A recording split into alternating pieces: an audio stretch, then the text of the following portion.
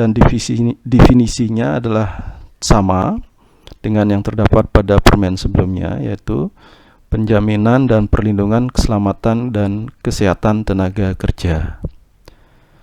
Nah, dari definisi ini dapat disimpulkan bahwa terminologi K3 konstruksi itu sudah selayaknya diganti menjadi keselamatan konstruksi, karena dari definisinya dapat diketahui bahwa K3 konstruksi adalah hanya satu aspek dari 4 aspek yang terdapat pada keselamatan konstruksi. Aspek yang pertama yaitu keselamatan keteknikan, itu meliputi perencanaan pemenuhan persyaratan keamanan, keselamatan, kesehatan, dan keberlanjutan dari produk konstruksi, kemudian pemenuhan pedoman teknis dari proses pelaksanaannya, kemudian standar prosedur dan standar mutu dari konstruksi, kemudian standar mutu bahan, dan yang berikut terakhir adalah kelaikan peralatan. Yang kedua, keselamatan dan kesehatan kerja. Ini meliputi perlindungan sosial tenaga kerja, perlindungan keselamatan dan kesehatan tenaga kerja, pencegahan penyakit, pencegahan dan penanggulangan HIV/AIDS, mencegah penggunaan psikotropika, dan pengamanan lingkungan kerja.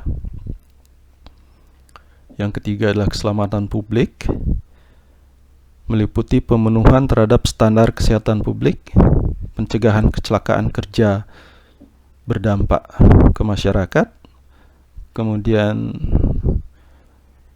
pemenuhan terhadap pemahaman K3 di sekitar tempat kerja. Yang terakhir, keselamatan lingkungan meliputi pencegahan terhadap terganggunya kesehatan masyarakat, dampak sosial masyarakat akibat kepadatan lingkungan, dan juga pencegahan terhadap rusaknya lingkungan. Pemenuhan keselamatan keteknikan konstruksi ini dilaksanakan melalui penjaminan dan pengendalian mutu. Quality Control and Assurance ini dilakukan oleh petugas QC/QA yang merupakan bagian dari SMKK, Sistem Manajemen Keselamatan Konstruksi, untuk mewujudkan proses dan hasil konstruksi yang berkualitas. Pada permen sebelumnya disebut dengan Pokja ULP atau Kelompok Kerja Unit Layanan Pengadaan, dan SMK3. Kemudian pada permen yang baru berubah menjadi Unit Keselamatan Konstruksi atau UKK dan SMKK, Sistem Manajemen Keselamatan Konstruksi. UKK bertugas untuk menerapkan SMKK yang bertanggung jawab pada pimpinan tertinggi dari penyedia jasa. UKK terdiri dari pimpinan dan anggota. Pekerjaan konstruksi yang berisiko tinggi itu mewajibkan adanya penugasan ahli utama K3 konstruksi, atau bisa juga ahli madya tapi berpengalaman minimal 3 tahun. Kemudian untuk pekerjaan yang berisiko sedang itu mewajibkan penugasan ahli madya atau ahli muda yang berpengalaman minimal 3 tahun.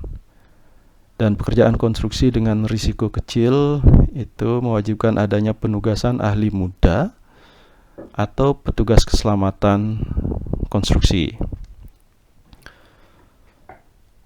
Pasal 25, anggota UKK harus memiliki kompetensi kerja atau sertifikat pelatihan yang terdiri dari petugas tanggap darurat, petugas pemadam kebakaran, petugas pertolongan pertama pada kecelakaan, petugas pengatur lalu lintas, tenaga kesehatan, dan strip atau petugas pengelolaan lingkungan.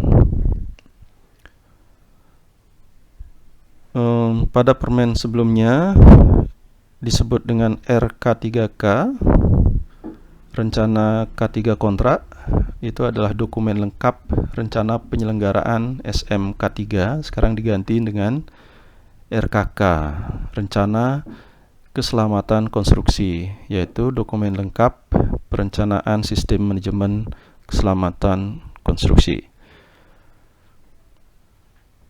Daftar isi dari RKK dibuat lebih ramping daripada RK3K karena ada perubahan bagian kebijakan dan organisasi K3 digabung menjadi kepemimpinan dan partisipasi dalam keselamatan konstruksi. Kemudian bagian evaluasi dan tinjauan kinerja itu digabung menjadi evaluasi kinerja keselamatan konstruksi. Istilah tinjauan ulang kinerja itu berubah menjadi tinjauan manajemen. Sebab di dalam melaksanakan tinjauan manajemen itu akan dilaksanakan evaluasi dan diputuskan adanya perubahan atau peningkatan indikator kinerja dari keselamatan konstruksi. Dalam organisasi UKK, istilah penanggung jawab K3 itu berubah menjadi pimpinan UKK. Ini adalah format tabel untuk permen yang sebelumnya tahun 2014, berisi identifikasi bahaya, peninjauan risiko, dan pengendalian risiko. Nah, form ini akan berubah menjadi 2 form pada permen yang baru. Form yang pertama adalah identifikasi bahaya, penilaian risiko, dan peluang atau IBRP. Pada form ini, pengendalian risiko pada form sebelumnya dirubah menjadi pengendalian awal dan ditambahkan adanya kolom penilaian sisa risiko. Serta muncul juga tambahan peluang pada judul, ya. Ini agak membingungkan karena sebetulnya peluang itu adalah bagian dari penilaian tingkat risiko. Kemudian form yang kedua ini berisikan pengendalian risiko yang menggunakan metode job safety analysis dengan mencantumkan penanggung jawab.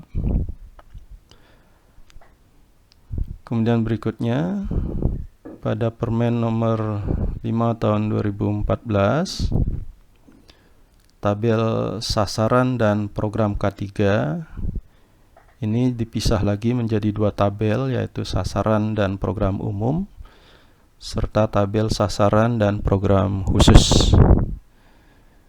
Ini adalah form untuk sasaran dan program umum, tidak mencantumkan rincian jadwal, bentuk monitoring, indikator pencapaian dan penanggung jawab, tetapi itu akan muncul pada form sasaran dan program khusus.